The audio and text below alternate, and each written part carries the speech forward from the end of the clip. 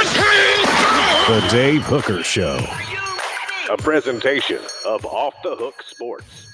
Objective insight, expertise, top guests. Available on YouTube, Apple, Spotify, and the Off the Hook Sports app. Download now for free. Also available on offthehooksports.com. I compute and obey. Now to Dave Hooker. Ready. Let's go with Caleb Calhoun. I'm Dave Hooker. Thursdays mean Josh Ward. And this particular Thursday, we have a scrimmage to talk about as the Vols were popping pads on Wednesday. So I'll give you a little insight to that. And coming up on the program, we're going to discuss a couple of different things with Josh. And that is, as far as a dark horse Vols to watch out for, we should kind of have an idea of who those guys might be. That's on offthehooksports.com right now. Could Tennessee's defense be a strength for the Vols this year? I'm interested to see who can make that argument. Josh Heupel is a game planner compared to other coaches in the SEC, and the ACC maybe is on life support, but is going to collapse eventually. Before we get to the scrimmage notes of preseason camp and what I've been able to garner, both from what Josh Heupel said and doing a little bit of digging on my own yesterday, I want to go slightly off script for just a second, if I can. Is that okay with you, Caleb Calhoun? How are you, sir? That is totally fine with me, Dave. I'm not scatterbrained at all. I totally do fine when you stick to a script. Yeah. The Michael Orr thing, I want to share because that's made national news at this point. And now you have the Tuohys that have come out and have said that, hey, we've been blindsided by this revelation that Michael Orr has made that he didn't know he signed a conservatorship like Britney Spears. Okay. So then he's referred to it 3 times in his book. So Michael Orr's story is contradictory at the first book he wrote. He referred to it 3 times or had written for him. By the way, athletes usually don't like doing books, so it's kind of a sign that he needs the money. So Caleb, he referred to it, and maybe he's got the story mixed up. But at the end of the day, I can tell you, I spoke with Michael Orr. He loved Tennessee. Philip Fulmer, heard a source yesterday I spoke to, certainly thought that they had him. There was very little doubt. And he was steered to Ole Miss. So at the end of the day, it's a sad story all around. You don't want somebody who you adopted to point the finger at you as somebody who just took your money. So it's a sad story. I get the feeling that he may be hurting for money.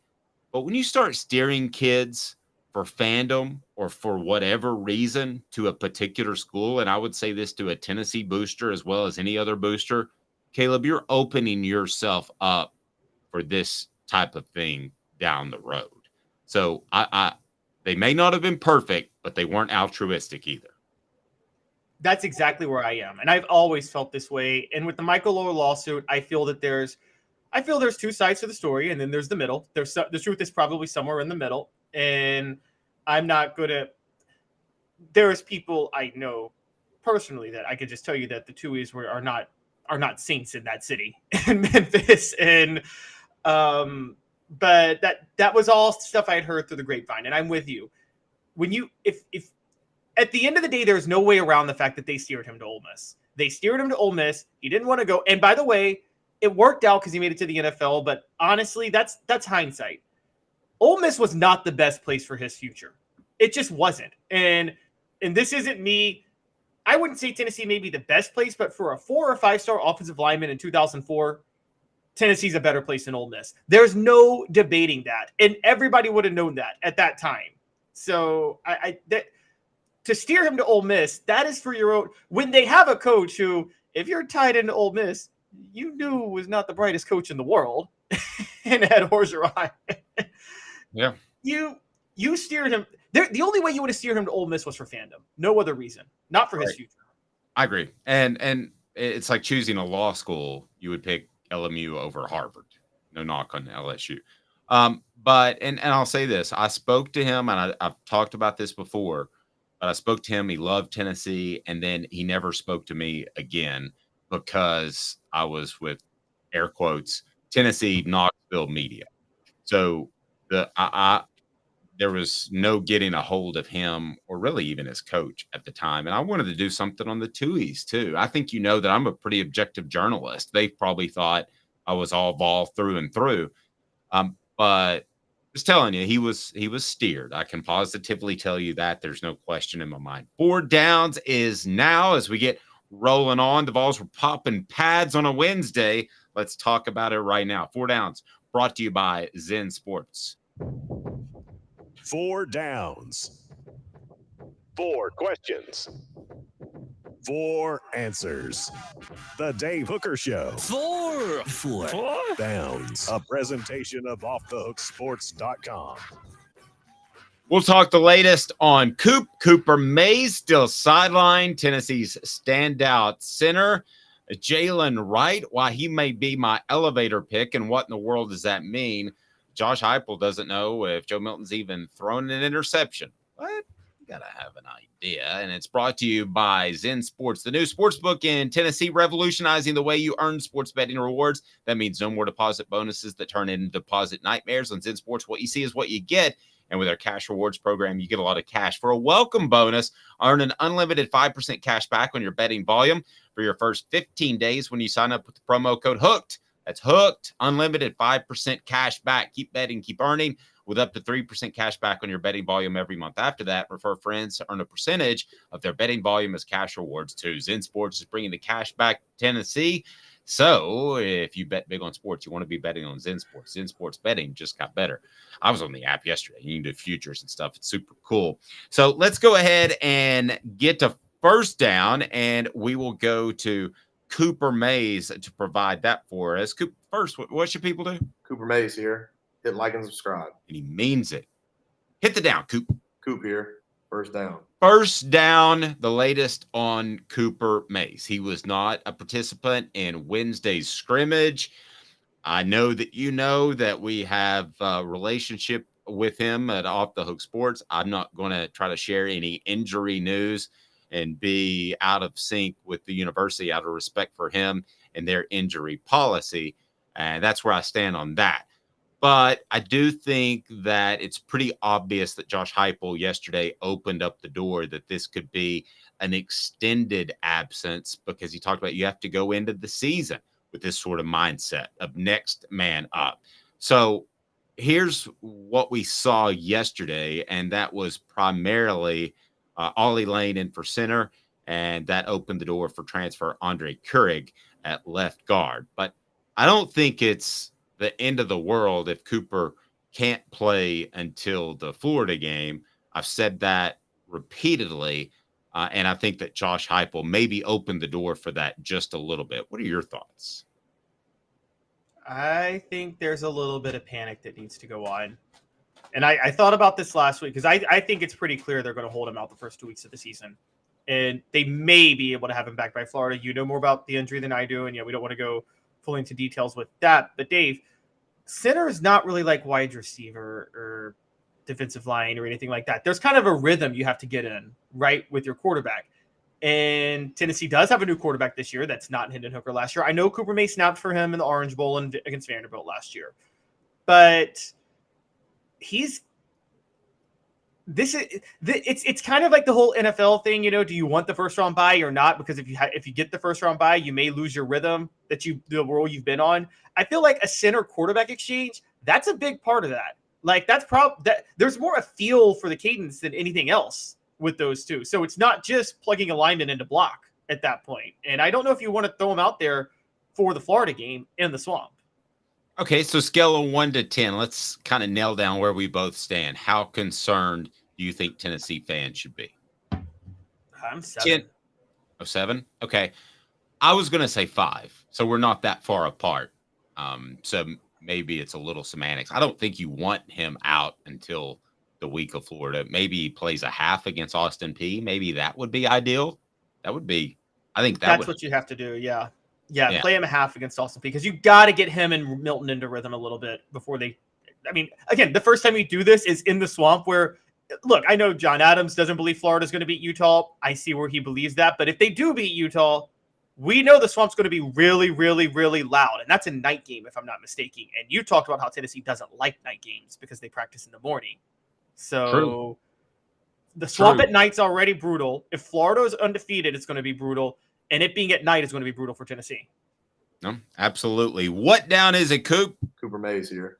Second down. Who's your elevator pick based off what Josh Heupel said yesterday? I'm going to give you mine based off what I'm hearing. An elevator pick is the guy who is quickly rising, will go from maybe very good to great, will go from nobody to somebody. You take it. Who makes the biggest ascension the quickest this season? Who's ready to go at a different level than they were last year? I feel like, okay, ready to go at a different, I know where you're going, so I'm trying to mix it up because I'm kind of leaning the same way. But if I were going to go somewhere, I would have gone somebody who's not there last year.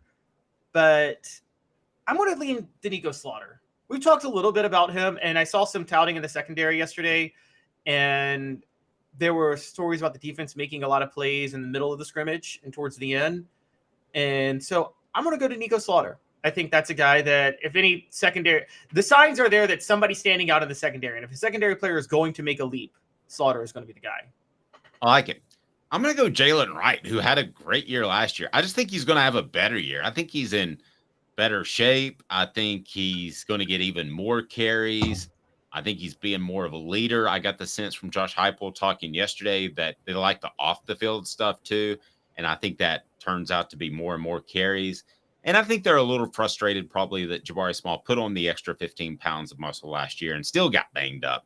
So I wouldn't be surprised if Jalen Wright gets even more. So I'm going to say that he takes another step up from good to very, very good. Now, I could definitely throw Squirrel White out there. Jimmy Hom said Aaron Beasley yesterday. There's a lot of guys that are in the running for that, but I would take him. As a matter of fact, now that we hash it out, maybe there will be a column on that later on offthehooksports.com. I would say there would. Are you like dialing back your Dylan Sampson hype because you're believing more in Jalen Wright? Oh, no. Not at all. I'm not dialing it back. I just, all these names started coming to my head, and I think it's a good idea for a column. So I thought I would assemble them. I'm not dialing back Dylan Sampson at all. What down, Coop? Tennessee center Cooper Mays here. Third down. I just think he's going to be more of a third down type of back, the big play guy, but the I see what you did there. On third down, you said he's going to be a third down type of back. Do what I can. Josh Heupel isn't sure that Joe Milton has thrown a pick or not. That's what he said yesterday. Do you believe that? No, I don't believe that. Do you believe that? He has no idea. He watches the offense all the time. He doesn't believe it. No, I don't believe it either. All SEC center Cooper Mays here. Fourth down. That was a quick third down. We converted in high tempo. Josh Heupel, just tired of talking about Milton's accuracy. I got that sense yesterday. I also got the sense from Milton at SEC Media Days. And I don't blame him. We have a column up about this on offthehooksports.com. Listen, I do believe part of the accuracy issues is it's year one in the offense. Go back to 2021. Joe Milton and his receivers weren't on the same page. I think some of those crazy errant throws were probably bad reads by either him or the receivers. So, Caleb, I don't blame them for being sick of talking about Joe Milton's accuracy, but get ready because when they have the next scrimmage, there's going to be another round of questions. And then if he has a day where he's not particularly accurate, he's going to be asked about that again. But so was Hendon Hooker, and that was addressed. If I had to bet a mortgage payment on it, I would say that it will be addressed with Milton, and he will be a much more accurate passer. But let's get back to the topic at hand. Did you sense from listening to Josh Heupel that he's really tired of talking about Milton's accuracy? I get that he's tired of talking about it, and you're right. Milton, I felt I didn't get the sense Milton was tired of talking about it. I feel like Milton's been on a defending it train a little bit more, trying to explain to people why it wasn't the issue people think. I think Josh Heupel, look, I'm just going to say this. I'm going to read into it. Again, I criticized him last week. I'm going to criticize him again. I think Josh Heupel doesn't like talking about it because it just rehashes how could he have made the decision to start Milton over Hendon Hooker 2 years ago after what we all saw on the field. And I get the practice versus the in-game player. I just don't believe it. And no one's asked. See, if I were in Knoxville right now, I would ask him that. I would just straight up ask him, did you start Milton because you signed him and you wanted him to be the guy? Because I don't believe that I don't believe there's any other reason that he started Milton over Hendon Hooker 2 years ago. And I think that's why he started getting asked about it, because it brings back how inaccurate Milton at least looked on the field 2 seasons ago. And that brings back the whole Heupel decision to start Milton. And Josh Heupel does not like, I can tell you this right now, he doesn't like anything about his decision-making being questioned. He will not say it was his fault that he got fired at Oklahoma in 2014. He believes he did nothing wrong there. Yeah. Well, and I don't have a problem with that, having that sort of cockiness in what he has to do. I mean, there's a lot of pressure. You better have a lot of self-esteem and self-confidence, stand on that sideline and make play calls. I think it was more along the lines of a 1A, 1B heading into 2021. And I think that he went with the guy that he liked. I don't think it was quite as thought out as this is my guy. I've got to go with him. But you could be right. Obviously, I think this was Jeff Fisher sticking with Kerry Collins. You know, like that reference? No. Sorry, I cannot stand. I'm a Titans fan, and I cannot stand Jeff Fisher. Like I remind you that Josh Ward of the Sports Animal will join us. Hit that like and subscribe button. Turn the notifications on, and we'll have Jacob Warren of the Vols coming up. The Vol Report brought to you by Bassey Lawn and Garden coming up later today. All right, so we're going to get to dark horse balls to watch for Tennessee with Josh Ward. But first, let's talk Vols. Number 8 in the final SP Plus rankings. They dropped below Penn State and Clemson from the post-spring rankings. First, before we get to dropping, if you can, just lay out the SP Plus rankings, what they mean, who they're from, for those that might not be familiar with them. So the SP Plus rankings, Bill Connolly does them every year before spring practice, after spring, or I'm sorry, he does like a way too early SP Plus rankings right after the season ends. Then he does a post-spring practice SP Plus rankings. Then he does one right before the preseason. They take a lot of different factors into account, but primarily they take in returning production, recent recruiting, and recent history. Now, a lot of people don't like the recent history thing, but that does somewhat matter. I think particularly if you have a similar coach, that has obviously got to be a factor. So Tennessee, after spring practice, was all the way up at number 6. They've dropped to number 8. Penn State and Clemson jumped ahead of them. So they're still in the top 10, and they've been in the top 10 the whole time, pretty much since the end of last season. But yeah, it's based on return. And for the record, there's a lot of concerns about Tennessee's drop in production, and there's questions about their recruiting. So for them to be in the top 10 amidst those two questions actually means that maybe their returning production is underrated this year that we're talking about. Maybe we're overvaluing what they've lost. Okay, so how do you move in the off season how do you move from spring to now? I mean, how's there a significant change when nothing really has happened since the last rankings? There's that transfer portal window right at the end of spring practice.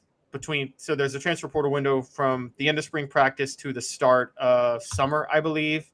And I think that's where it comes in. So I know Penn State picked up 2 transfers during that period. They picked up Alonzo Ford and Aldavian Collins, I believe. Aldavian Collins came from UCLA, was it? I can't remember exactly, but that's how you can leapfrog. The bigger leapfrog was actually Clemson, because Penn State was just 1 spot below, but Clemson was like 12th, and then they jumped up ahead of Tennessee. I don't know how that happened. I have to be honest. As far as I'm aware, the only pickup they had during the offseason was another quarterback, and I can't imagine that leapfrogging them in the SP Plus. So, yeah, I really can't speak to what happened with Clemson. Maybe we'll get Bill Connolly on here before long. as far as transfers, while they can have a huge impact on your program, that second window, man, Caleb, what do you really expect those guys to do with a summer and just preseason camp to learn your system? To me, that's almost a window that you're planning ahead for the following year. Just don't know. It's way different to come in January as opposed to come in May. I mean, yeah, we're saying that, but don't forget that Nick Saban brought in Tyler Buckner in May, and he might be starting because Nick Saban is just that desperate at quarterback right now this year. So it's a, I think the second window comes. It's twofold, and it never. I feel like the second window never really works out for either side.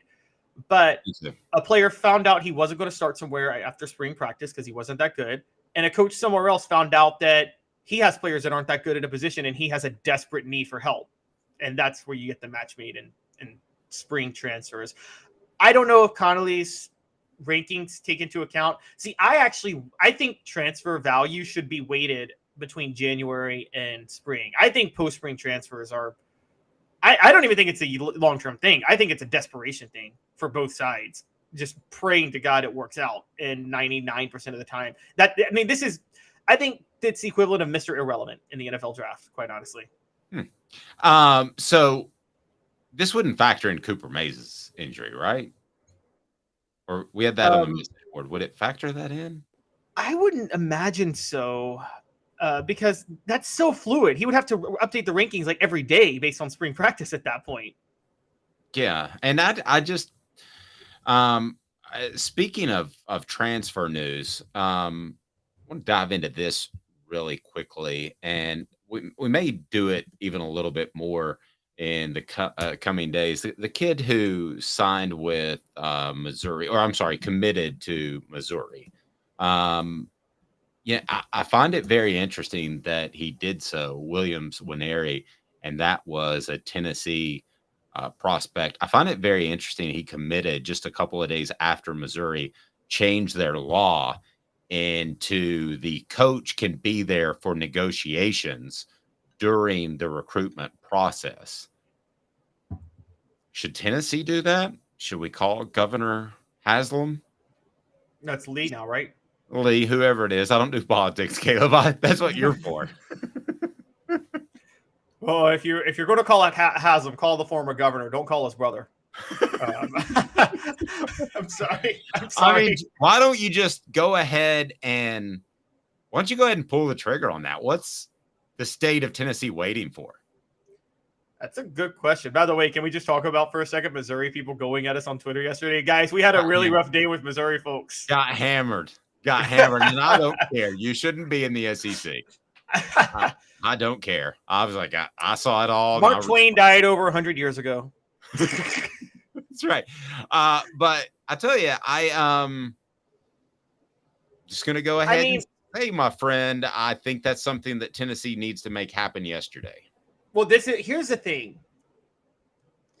The more you do these state by state openly define the NCAA with their NIL laws that are in blatant violation of the NCAA's laws, the more you invite the federal government to go ahead and step in and create a national standard, which I don't like, because I think the minute you create a national standard, and I said this 2 months ago, and I'm going to say it now, the national NIL standard is going to be what Nick Saban wants, because it's being written by Tommy Tuberville, his representative in Alabama, and Joe Manchin, his childhood best friend.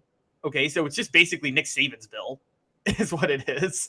And it's also just nothing more than a way to funnel money out of the hands of athletes and back into the hands of administrators. And here's my retort to that. I don't think Congress is ever going to get involved in this. And I think that... So you got chaos. Yeah, chaos. And I think that Tennessee needs to be ahead of the curve on that chaos and just go ahead and open it up where you can negotiate and sit right there with the prospect and with the potential endorser / advertiser that wants to be associated with him. 90 seconds, it'll be Josh Ward of the Sports Animal, the dark horse Vol, who might come out of the shadows and be a monster player like, I don't know, Jalen Hyatt. 90 seconds. Candace, I was really heavy into the drug culture. I was selling drugs. I was just constantly in pain. I was missing like a good support system in my life. Cadis has given me everything that I need in order to successfully have a wonderful recovery, in order to have a life that I didn't even know was possible. And it's not just about me anymore, and I love that. I absolutely love it. You can take your life back. Call Cadis today.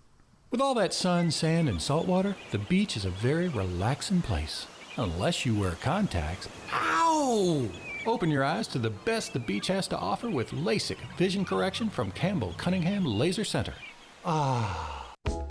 Sports Treasures in North Knoxville is one of the South's largest sports cards and memorabilia dealers, featuring over 10 million sports cards from vintage to modern. Sports Treasures carries a full line of hobby boxes, singles, autographed memorabilia, Tennessee Vol collectibles, fan cave decorations, and so much more. See a museum full of collectibles at Sports Treasures, 4819 North Broadway in Fountain City, and Sports Treasures on Facebook. Sports Treasures, where the real sports fan goes to shop.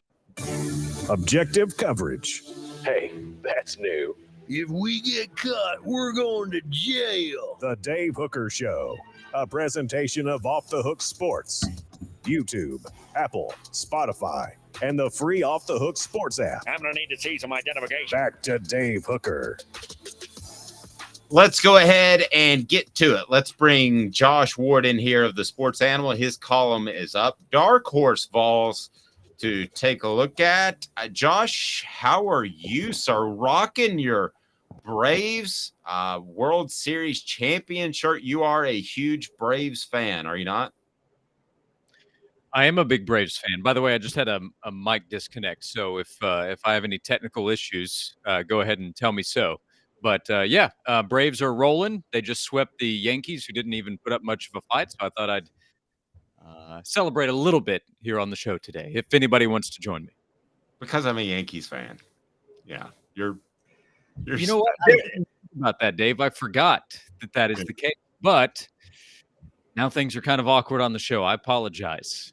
They are awkward. It's like we're all naked or something. Y'all want to hear something hilarious? Always. Is that the Yankees are the only team in the AL East that have a negative run differential on the year right now at negative 14, and they're below 500. I don't like either one of you guys. Let's go ahead and say that. Let's get Dark Horse Vols. Josh picked 5. Define Dark Horse Vols in your mind. It was an idea that I had and pitched to you, and I like to let Josh run with it because he always turns out great stuff. So what defined Dark Horse to you, Josh? I think you can be in a couple of categories. You can be a player that is just not getting much attention because of where you are on the depth chart, or you could be doubted when we talk about the player competition this time of year. And I think a lot of times when that happens, we'll see the majority kind of gravitate toward one player versus the other based on recruiting ranking or off-season hype, where the conversation was. So my list with 5 players had a mix of guys that had kind of been forgotten in the conversation or guys that have not been a part of the talk the last 2 weeks because of where they are in the depth chart. But that could change over the next 3 months as they use this month to try to earn an opportunity. Or, of course, injury could end up occurring. Like Jalen Hyatt last year, he got talked about, but it was more of, can he prove that he belongs? And then he ended up being a Biletnikoff Award winner. So he might be an extreme example. Theo Jackson would be an example of somebody that was kind of forgotten about 2 years ago, was not talked about much. He was just a body returning in the defensive backfield with an extra year of COVID eligibility. And he ends up being one of the most important players in the team and gets drafted into the NFL. So here's what we're going to do. We're going to go through Josh's list. And if you want to follow along, you can go to offthehooksports.com. Just make sure you keep this tab open and you can have a lot of Hooker in your life. Maybe too much, some would say. So if I agree with Josh, I'm going with Hank Kingsley, which would be this. Hey now. And if not, I'm going to go. That's crazy. Little Tracy Morgan action there. So let's start with Andre Turrentine. Josh, why would he be a dark horse ball? Why would he step up? Because last year, I think a lot of people thought he would just step in and be starting corner for Tennessee, and let's just all get off and roll and win a ton of games with a great defense. But that wasn't the case. So why Andre Turrentine? Yeah, he's in the kind of forgotten in conversation category for me. Turrentine, by the way, is how I understand it. So if I'm mispronouncing, let me know along the way. But you're probably right. Turrentine was a guy that came in to the college ranks as a well-thought-of prospect. He was a 4-star player out of Innsworth in Nashville. He chose Ohio State. If you get recruited by Ohio State and sign with the Buckeyes, then you have some kind of talent to work with. For a freshman season at Ohio State, he was not going to factor in and play right away, but he was practicing against a full stable of future NFL wide receivers. He was in the class with Marvin Harrison Jr., who is the runaway Biletnikoff Award favorite and might be a legitimate Heisman contender this year. But he decides, I want to leave Ohio State's program, transfers to Tennessee. There was excitement a year ago because he was this former 4-star guy from the state of Tennessee, but he showed up, didn't factor into the defensive backfield, and I think exited the conversation because veterans who did play returned, like Jalen McCullough at safety, and then you have this new wave of talented freshmen coming in, and they started to get a lot of attention. And then you show up at day number 1 in camp, and there's Andre Turrentine, number 17, working with the first team. I don't know if he's going to start in the opener, but I still don't hear much about his name. It's more about, okay, is McCullough really going to play? And then we start talking about some of the younger guys, and there are more probably questions, more conversations going on around the corner position. Turrentine has legitimate SEC talent. He's still a pretty young player. He's a third-year guy, redshirt sophomore, who can help you into the future. I mean, he could be a multi-year starter for Tennessee, and this is his opportunity to go ahead and grab a starting spot and build on that. So a guy that I don't think gets talked about enough that should play a big role for Tennessee's defense, Andre Turrentine. Hey now. I agree with that. Caleb, you? I mean, I've talked about how they overinflate the stars of Nashville recruits. They specifically do that with Innsworth High kids. Just going to point that out. Have you got anybody remember Rico McGraw? Yes, I do. I thought he was going to be very good. Exactly. Innsworth High produces the most overrated players in recruiting of any place. I just want to point that out. Okay, so are you selling? I am selling because he went to Innsworth High. Okay, let's get to the next. Go ahead. By the way, there's also Dark Horse. Katy Perry, anybody? Sorry, just wanted to throw the song out there. Kate, I don't know what that means. She has a song called Dark Horse with Juicy J.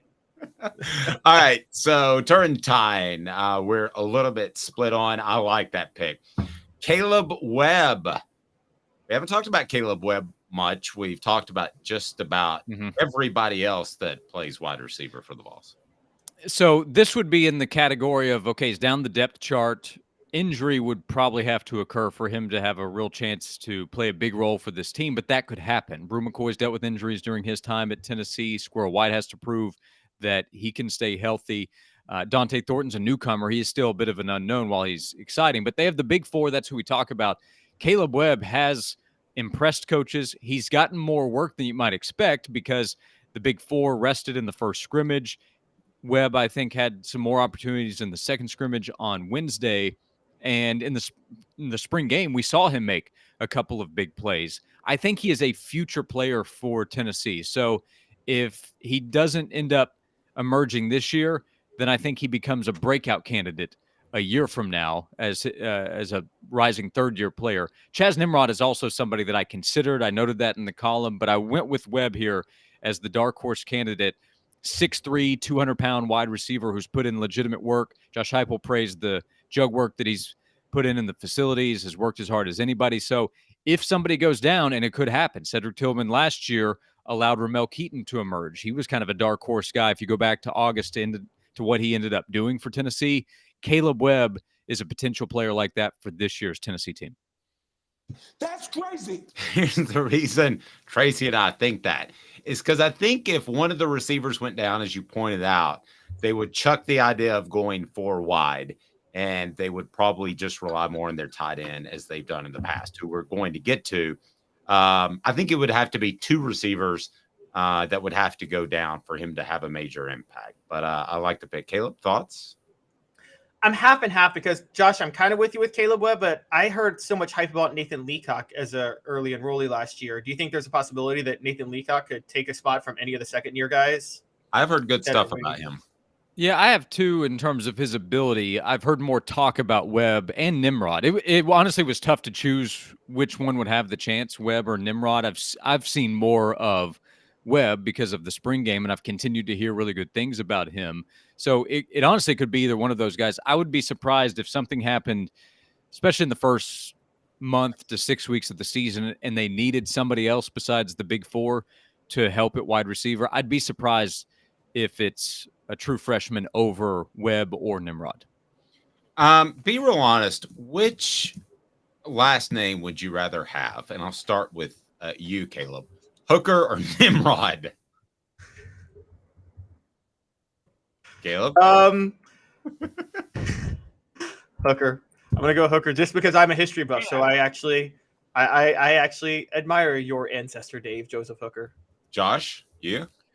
Well, Hooker now is more trending, right? I'm sure because of you, but also because of a guy that played recently for the University of Tennessee. So that's probably my answer. But Nimrod, I do think, is an underrated album from Green Day. So I would give it more consideration than I think a lot would.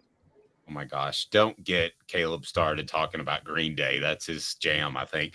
Ethan Davis. I love Green Day, but I like them when they went pop. But, but I guess Nimrod was pop Green Day. So they started pop. Ethan Davis. I'll go ahead and tell you. Hey now. He's going to have a big impact this fall. Yeah, there are a couple of guys on this list where it might sound a little bit like I'm cheating because of his talent, but he's a freshman. He's a position where it's not easy to play. But Jacob Bourne is obviously the number one guy at that position. He's a really important player for this team. McCallan Castles came in as a transfer. It's obvious to talk about him as somebody that can help Tennessee. He's going to have that opportunity for sure.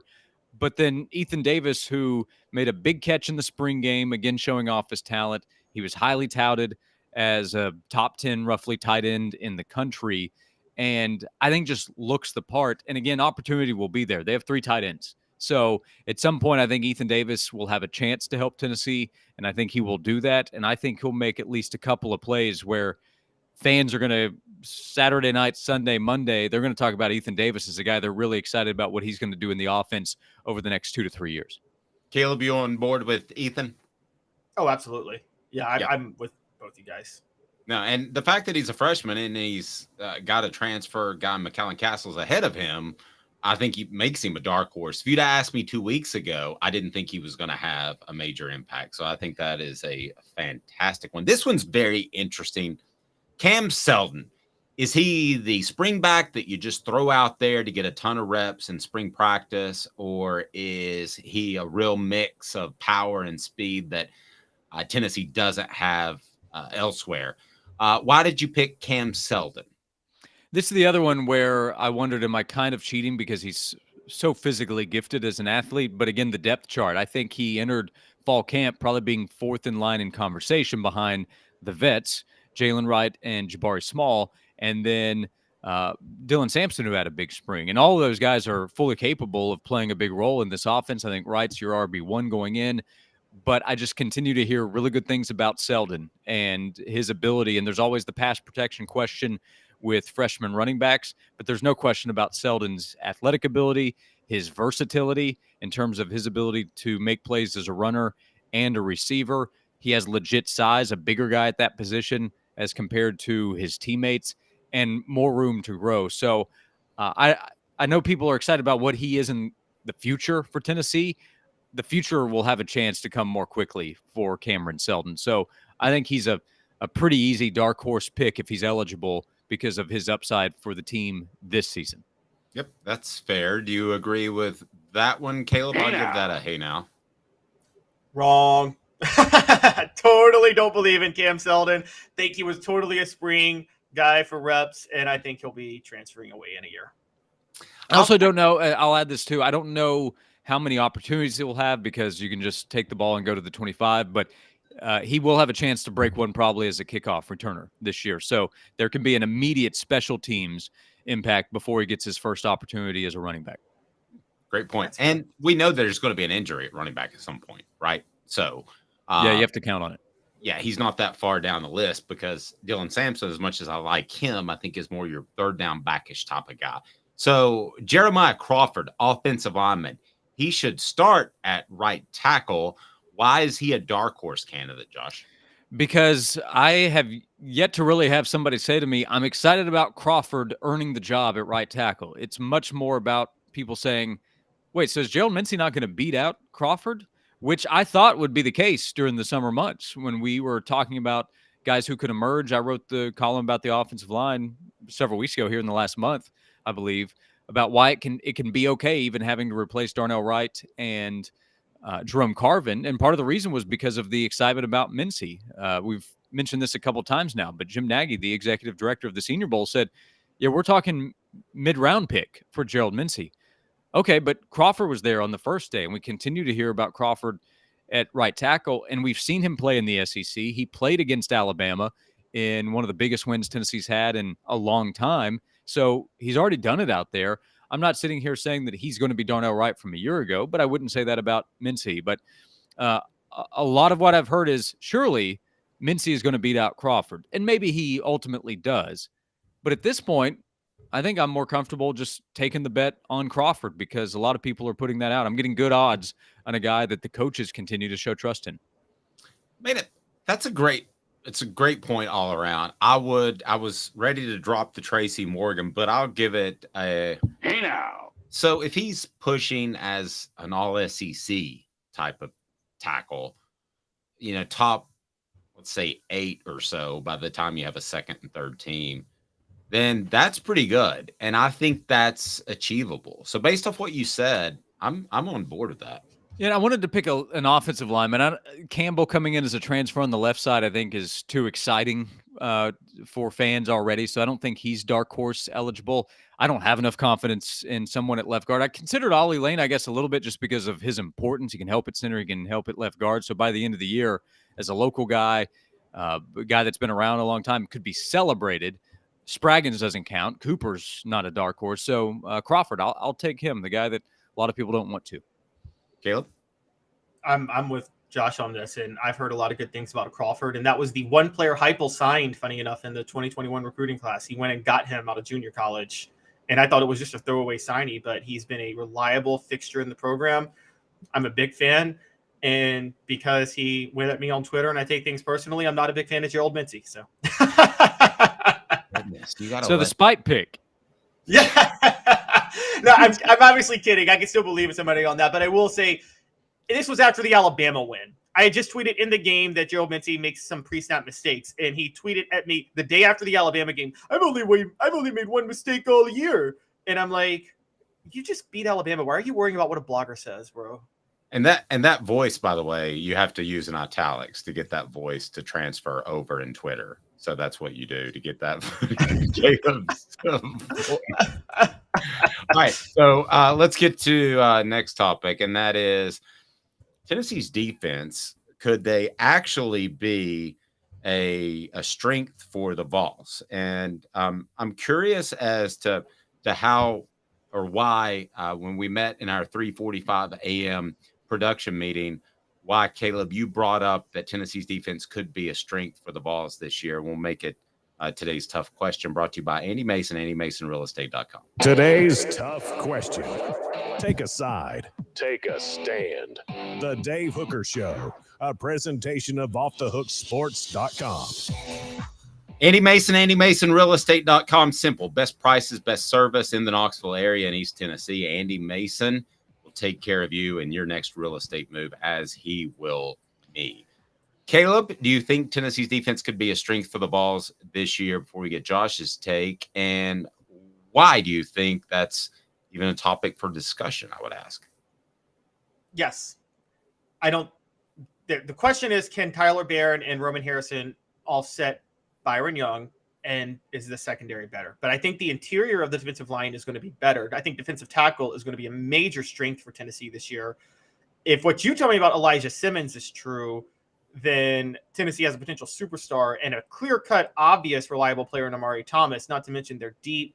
That's where everything starts. I think they're Josh, I think we talked about this last week, but I think they're going to be better at linebacker. I mean, I'm with all of you guys. Keenan Peele, Aaron Carter, and Aaron Beasley, I think, is a better trio than Jeremy Banks, Aaron Beasley last year, and Jawan Mitchell. And I don't see how you could. And as Jimmy pointed out yesterday on our show, there's talent in the secondary. Now, it hasn't come together yet, but Warren Burrell is healthier. I think one of the freshmen is going to be able to make an impact at cornerback pretty quickly.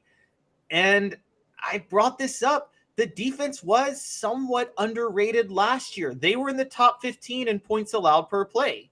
So it's not like this is a bad defense. This was a defense that had one weakness, which was the secondary, that should be much better this year. Josh? Yeah, the defense was underrated last year, I think, by a lot of people. I don't care about total defense, really, in terms of yards given up. It's obviously about points, how much do you give up, but there are factors into that as well. Third down defense, pressure, red zone defense, and I think Tennessee's defensive line can be a strength there again. It is still a question until they have a chance to answer it. How do they replace Byron Young? You mentioned the names that have to step up. So let's see them do that. Here is a big opportunity for Tyler Barron. When Rodney Garner does publicly give credit to Barron for the offseason work that he's done and the progress that he's made, I think that brings real credibility. When he talked about an upgrade with Omar Norman-Lott coming in to help that interior defensive line, I buy into that. So I think those guys, other names you mentioned, Amari Thomas, he's kind of a all-SEC preseason snub pick if you want one for Tennessee's defense. And I don't know who you're taking off, so I'm not saying he absolutely should have been on there, but I think Amari has a good chance to be playing in the NFL a year from now. He's a really athletic player, could have been a good offensive lineman if he moved over to that side, and he's played a lot, and he's helped create pressure. I think can do more of that this year. And I feel better about the linebackers today than I did 7 days ago when we talked about them being the most improved group on Tennessee's roster, definitely on the defense. Let's still see with the secondary. Again, questions have to be answered. I said Turrentine's dark horse player to help the team has to prove it, right? Those guys at corner have to prove that they're going to play at a high level consistently. But if they get that pressure up front, and I think their run defense will be really solid, then they can be as good as last year and have more leadership, which I think can keep them at a more consistent level over the course of the season. They had really good games last year. Kentucky, LSU, Pittsburgh, the defense stepped up. We came out of that game saying, man, the defense kind of saved them in the second half when the offense made mistakes. But they also had the South Carolina game and Florida and Alabama where they weren't a high-level defense. If they can be better more consistently, then Tennessee's football team, even if the offense takes a step back, can be as good as last year. And then we'll see what the record does from there, but it'll give them a chance to be in the same ballpark as a year ago. And we have to factor this in, too. We entered last season saying that which player on Tennessee's defense would be the biggest playmaker. Blank, guys, who would you say? I would have said Jeremy Banks. Josh? I said Byron Young and then Jeremy Banks. Okay, so we thought Banks was going to be one of the top two players, yeah, at the very least, and he wasn't. So if they get a productive, he was okay, but he wasn't. He didn't create havoc like we thought he would. If they get a guy that's at the very least consistent through the South Carolina game, that's an improvement, right? Yeah, well, I'm really high on Beasley with the progress he made last year and his chance to be as good or better than he was last year. I say as good because, man, he was really good in the Orange Bowl against Clemson. So if they get that level Aaron Beasley, Keenan Peele is going to help. And if shares are available, I'm going to continue to buy on Arion Carter. I think he's going to be the real deal. So I like that group a lot. And the accountability thing is real. I mean, Jawan Mitchell was suspended for the first couple of games. And Jeremy Banks was, when he was out there, he was go all the way every play kind of guy. And I have a ton of respect for that. But he wasn't totally accountable all the time. And you mentioned the South Carolina game. You can't be less accountable than not being available. So I have no doubt there. You never know about injuries if they occur, but they're better off if they have to deal with injuries this season than they were in the last 2 years. I mean, 2 years ago, the room that they had, they didn't have trust in everybody, but they had to play some guys who went out there and gave everything they had. But the guys they have now have more to give. Great stuff, Josh. How do we follow your work on the Twitter and a noon to 3 on the Sports Animal, and just continue to do great stuff? Yeah, thanks. Josh_Ward on Twitter. Give me a follow. Looking for more e-cred, which always helps a lot. And saw somebody in the chat say they've been listening to the show while they've been traveling, I think, across the country. So appreciate that. We're live 12 to 3 every day on the Sports Animal. Yeah, no doubt. Good stuff, Josh. We greatly appreciate it. And you just wait. You just wait with those Yankees, man. They're coming back. Tell Jacob Warren to talk up Ethan Davis behind the scenes, get him ready so he can make me look smarter with my dark horse picks, please. Oh, we've already written that column. He's talked him up on the record. He really, really likes him. Great stuff, Josh. We appreciate it. Yeah, you got it. Thanks. Go Braves. Chomp you. I just realized, here. Dave, you hate the South. I love the South. Wait, let me finish. What I'm a fan of, I'm an SEC fan. You are descended from a Union general. Okay. You love those damn Yankees. I do. And you admitted to me that your house is like a log cabin, and that's in honor of Abraham Lincoln. It's not in honor of Abraham Lincoln. You hate the South, Dave. You hate the South.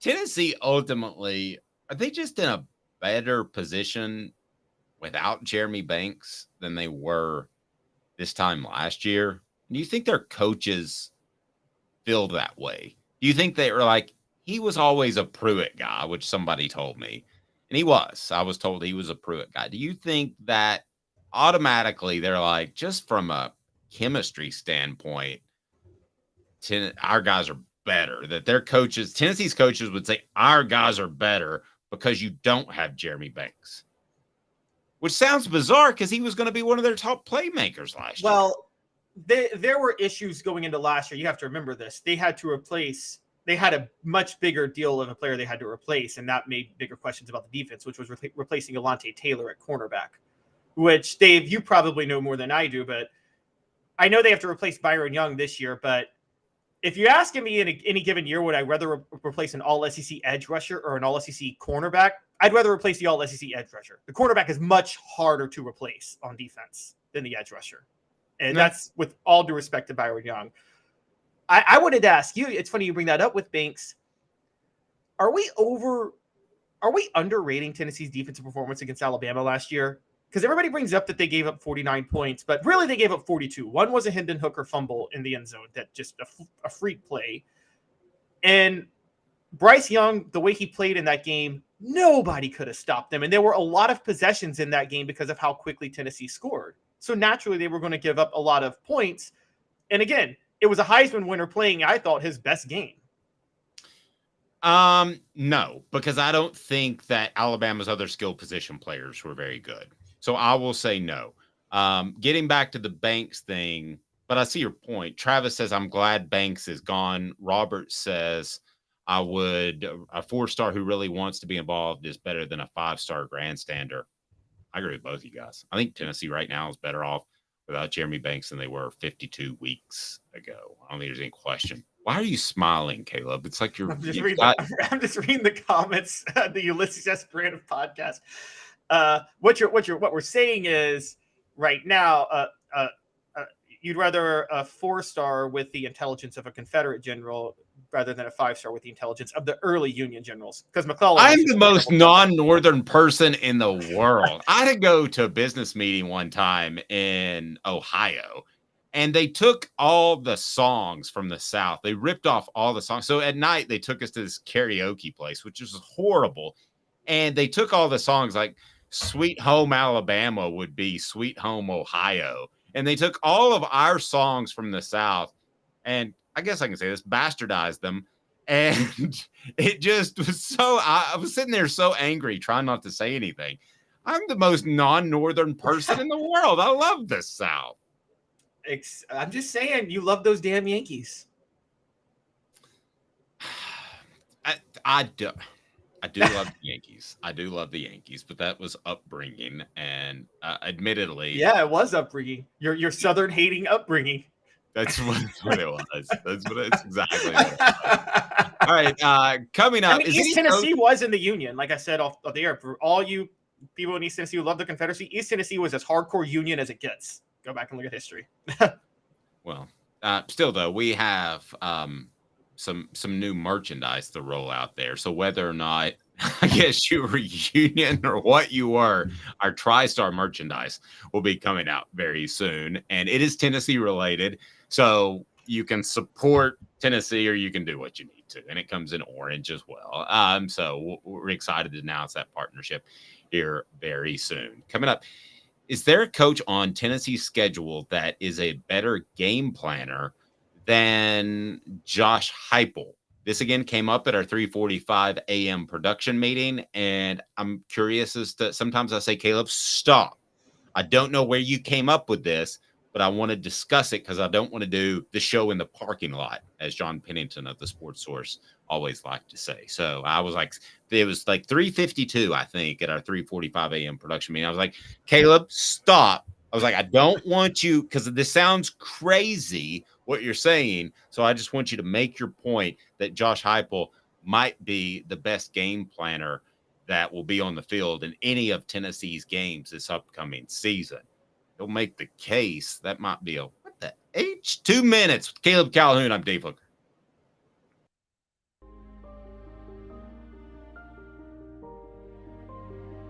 Our family has been creating one-of-a-kind pieces of jewelry in West Knoxville since 1986. Each piece is a combination of unique processes that bring your idea to life. Every day in our shop, a truly special item with a story all its own is being manufactured in our facility, bringing the history and family sentiment into a whole new generation of life. We are grateful that you chose us to be Knoxville's best jeweler, a title that we value and respect. Because to me, being a jeweler and owning a jewelry store are not the same thing. I'm Rick Terry. I'm a jeweler, and we want to be your jeweler. Kingston Pike and Campbell Station Road in the heart of Farragut, and downtown on Gay Street right next to the Tennessee Theater. Hi, Mike Davis here with City Heating and Air, reminding you to always dare to compare. Our team provides quality local heating and air service, installation, and maintenance across East Tennessee. We use only the best equipment like American Standard heating and air conditioning for your residential, new construction, or commercial needs. Honesty, dependability, and customer satisfaction have been the cornerstones of our business since 1961. City Heat and Air. Dare to compare. These mountains hold and defend a spirit far better than moonshine. A drink that holds flavor that becomes necessity. A hard cider made and relished by folk who are as hearty as they are legend. A refreshment that can only be found in one place. With a taste that makes you say, give me 3 bottles of the good stuff. Tennessee Cider Company, where necessity can be found. Who's this guy? Hello, who is it? The Dave Hooker Show, Who? a presentation of Off the Hook Sports, What? YouTube, Apple, Spotify, and the free Off the Hook Sports app. Back to Dave Hooker. Josh Heupel, the best game planner? What is that happening? Are we actually talking about Tennessee as a head coach that's the best at something? Caleb Calhoun is presenting and did so at our 3:45 a.m. production meeting. So when we roll out our TriStar merch, which we're super excited about, just got a text from him, by the way, so thanks for the shout out. But when we roll out our TriStar merch, should we go ahead and have meet me at the 3:45 a.m. production meeting? At what point does that become a thing? I mean, we got to push that. Have any of you guys ever met a hooker at 3:45 in the morning?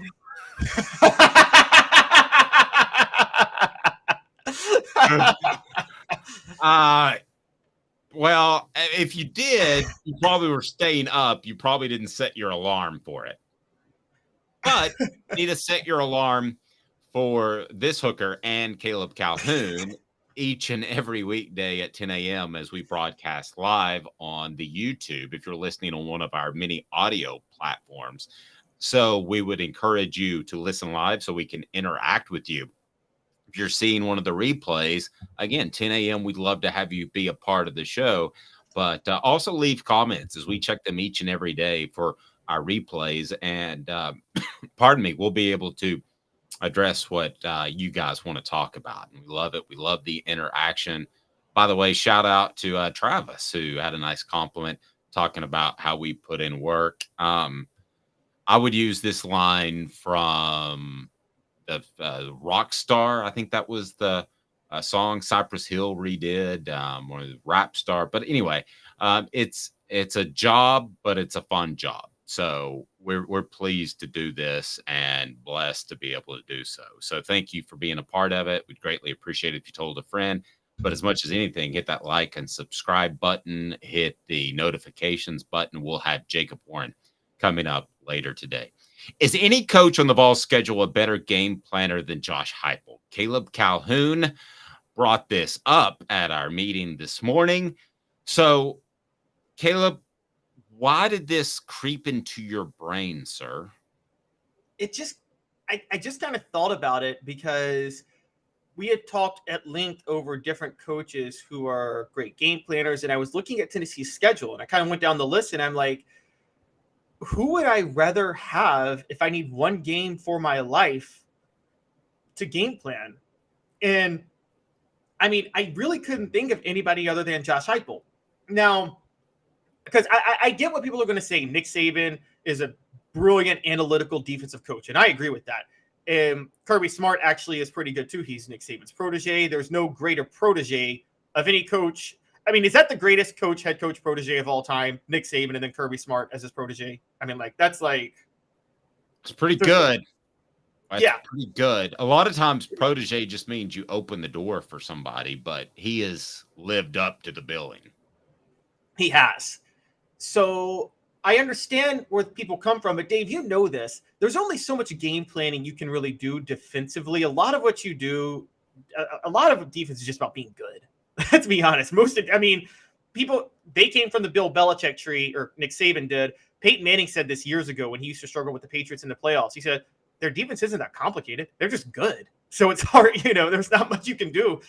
I think Saban and Smart coach up their defense well in preparation, but there's not much game planning required. So then I thought, okay, game planning comes more offensively for the most part.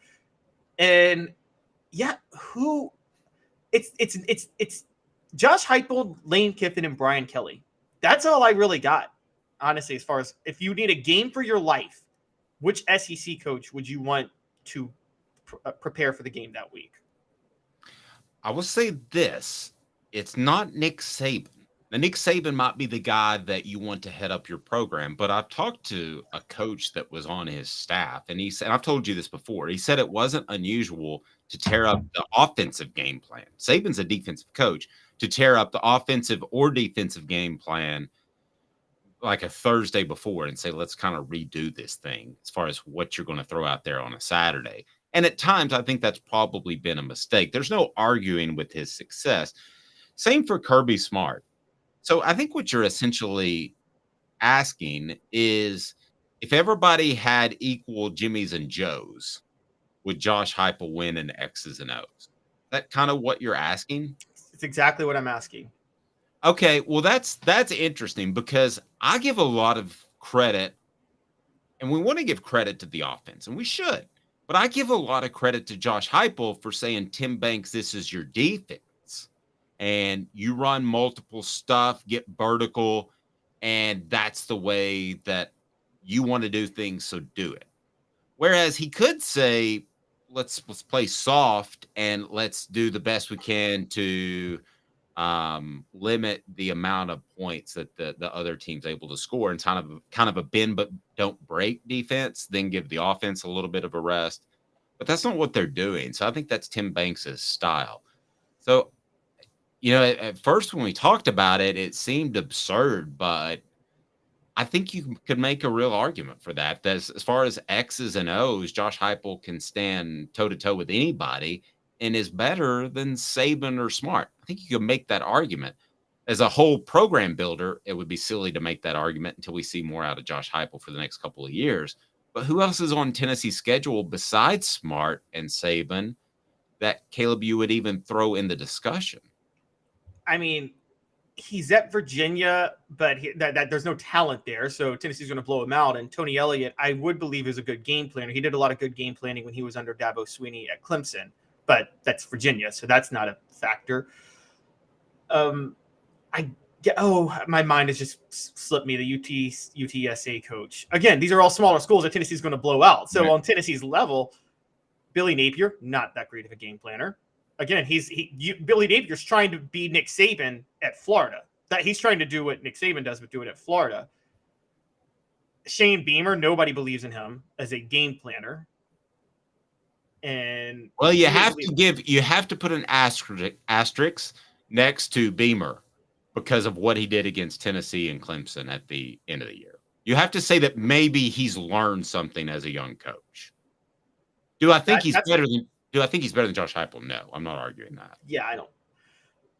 Jimbo Fisher maybe used to be, not anymore. I mean, is Jimbo Fisher maybe a good game planner but just has a bad system? I don't know. I think you and I both agree the greatest game we ever saw Jimbo Fisher coach was that 2001 SEC championship game as Nick Saban's offensive coordinator when he lost his quarterback and his running back, and he switched up his entire game plan. You talk about ripping up an offensive game plan. They ripped up their offensive game plan in the middle of the game, basically. Yeah, running the draw. And John Chavis couldn't figure it out. Yeah, you give him more credit, whereas I say it's more Chavis's fault. But we won't. No, I'm with you on that. Split hairs on that. But so who are the best game planners in the nation? Is Josh Heupel rank with those guys that aren't on Tennessee's schedule? I would say Sonny Dykes at TCU deserves some love for that. I think Lincoln Riley at Southern California deserves some love in that. Who else are we talking about? I'm with you on those two. Lane Kiffin. You got to give Lane Kiffin. Oh, yeah. I did forget about Lane. Lane might be number one on my list, actually. Yeah, I was wondering that. And then Brian Kelly's a good game planner too, but I actually have Lane above Brian Kelly as a game, just strictly as a game planner, not like coaching and developing talent and things like that. But if I need you to, I'm still shocked an NFL team hasn't taken a shot on Lane. I know that Raiders situation was bad the way he left, but I don't know. I actually think he'd make it in the NFL if he had the right team. Did you see Lane's tweet this morning that he retweeted a recruiting reporter saying that nowadays NIL is taken into account just like relationships with coaches or any other factor in recruiting? So he retweeted that with the thinking emoji, kind of challenging Ole Miss's booster base to, I think, turn up some more money.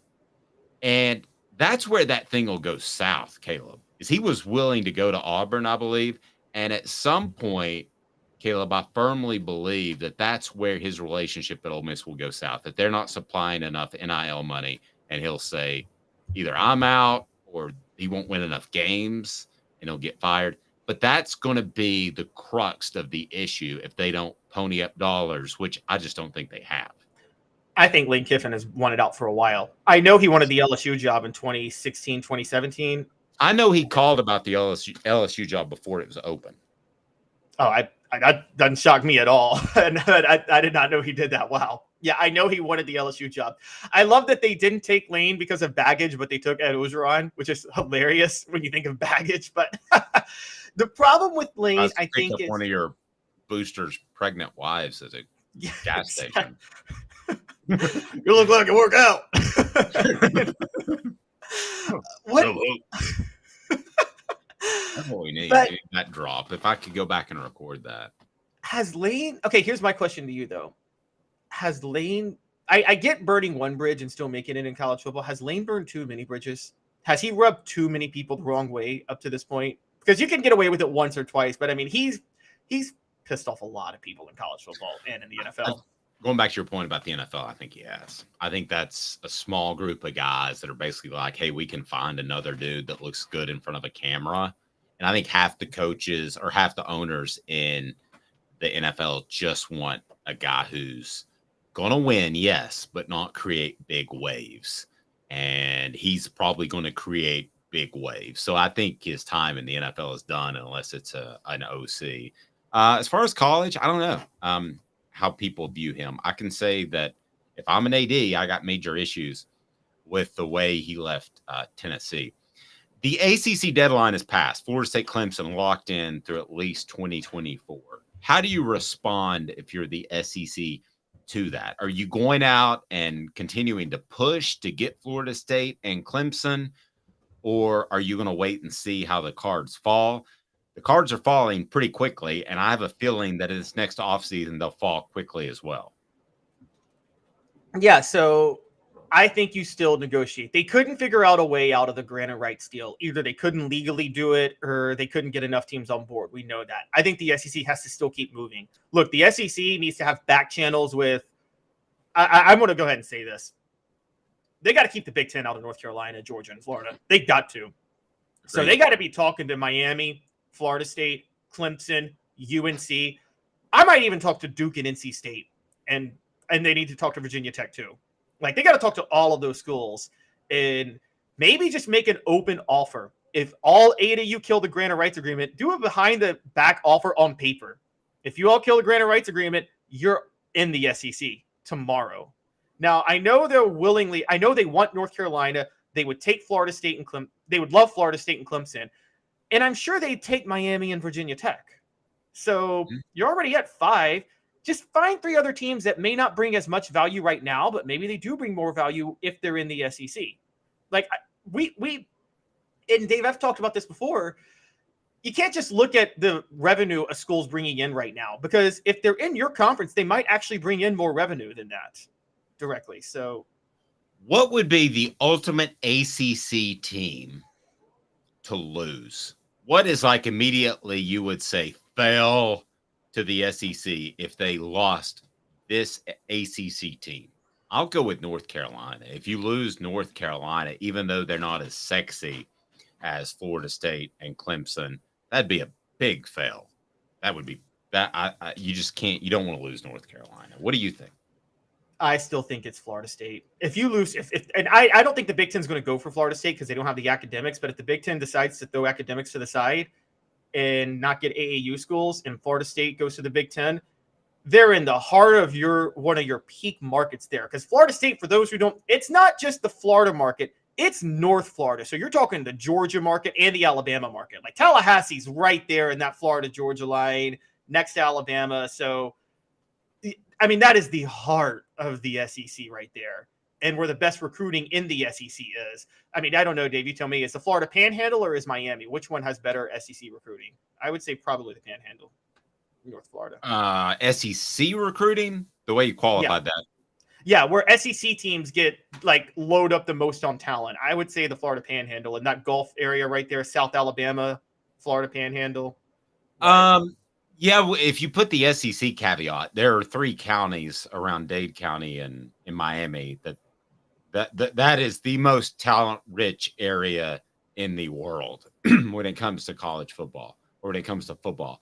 So, and pardon me, I'm talking about an area in which you could easily drive in a day. Pardon me, because I've done it. But Caleb, as far as SEC recruiting, yes, it's tougher to go into Miami. Why? Because everybody goes to Miami. It's like when it's going to snow and you have to get to the grocery store to get your toilet paper and milk. Everybody's doing it at the same time.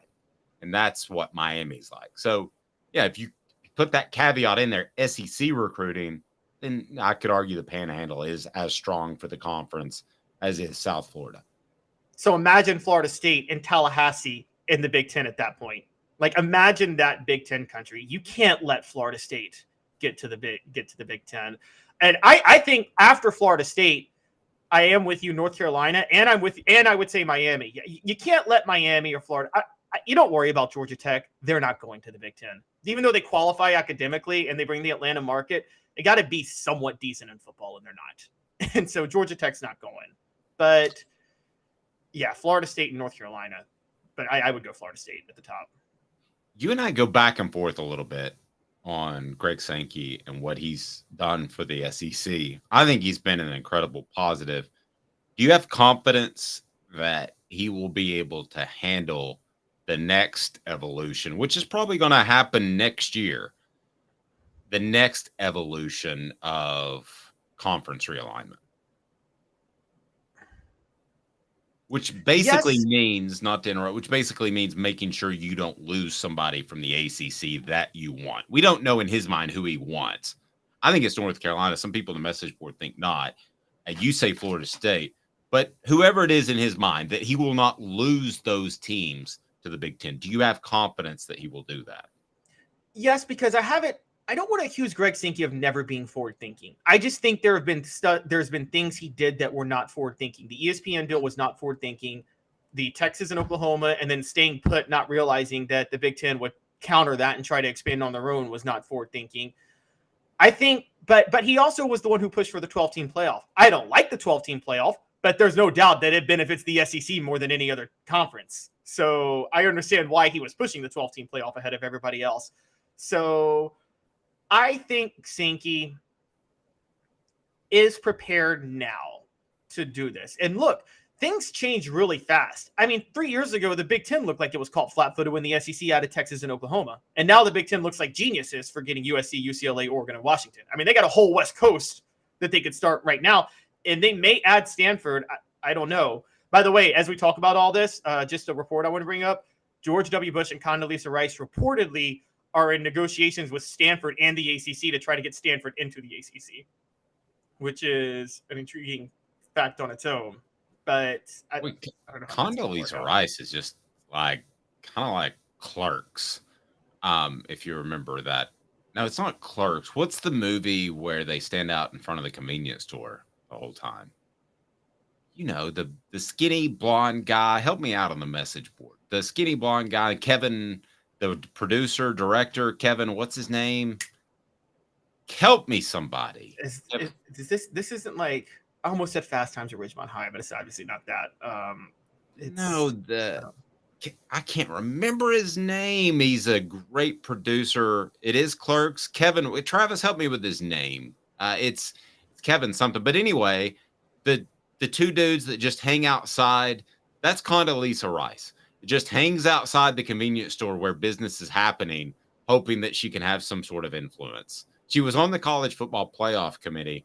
She just got Jay and Silent Bob. Thank you, Travis. Does she just not have anything else to do? I mean, you know. I guess if you had that platform, would you just mess around with college football whenever you got the chance? I guess. Okay, so, and here's the thing. They got to do this before Stanford gets in, because then that's one less grant of rights, one less team to kill the grant of rights deal. So, Dave, here's the question. You got to raid 8 ACC teams to make sure they can kill the grant of rights deal. 5 bring you value, probably. But if you have to get 8 for the SEC to have a 24-team league, what 8 are you taking? Oh, my gosh. I don't know. I would have to look at. Do you know them off the top of your head? It's Kevin Smith. Struggled there. I think you're easily taking Florida State, Clemson, North Carolina. Those are your top 3. And then I think you're taking Virginia Tech. I'm sorry, Virginia. You're taking Florida State, Clemson, North Carolina, Virginia. Those are your top 4 easily, right? Like, no questions asked. Yes. Okay, so the next 4, I think you go ahead and take Miami. Just get Miami in there. Recruiting. I think recruiting. I think you go ahead and take Virginia Tech. Agreed. And I think you take Duke just for the heck of it, because have a basketball conference. Why not? Yes. And then, so you're at 7. I think the last school, you tell me, Louisville or NC State? Not NC State. So Louisville. You go Louisville, or Georgia Tech, one of those 3. Not Tech. Louisville. So Louisville? I covered a game, a high school all-star game at Louisville in Papa John Stadium. They didn't have any food for us, so I ordered a pizza to the press box from Domino's, by the way. And their facilities are really nice, and it feels like a Southern school. Here's another one to throw out there if you want to go after a school, but would be West Virginia, which really feels like an SEC school. But you can't kill the ACC with West Virginia. Right. They're in the Yeah. Big 12. No, agreed. I just was throwing out schools that feel like SEC schools and have that sort of passionate fan base. So, I mean, theoretically, I think Notre Dame has voting power on this, so you could try to go after Notre Dame. But I don't know if you can get Notre Dame. Yeah, interesting. Notre Dame's going to end up in a bad place if they're not careful. And we talked about that yesterday. Live, 10 a.m. Join us. Be a part of the show. Go to offthehooksports.com and you can certainly check us out as well. And we'll have all kinds of things going up today, including Jacob Warren at the Vol Report, brought to you by Bassey Lawn and Garden. So continue to be a part of the show. We appreciate it. Like, subscribe, and hit that notification button so you know when we're on. For Caleb Calhoun, I'm Dave Hooker. This has been a presentation of Off the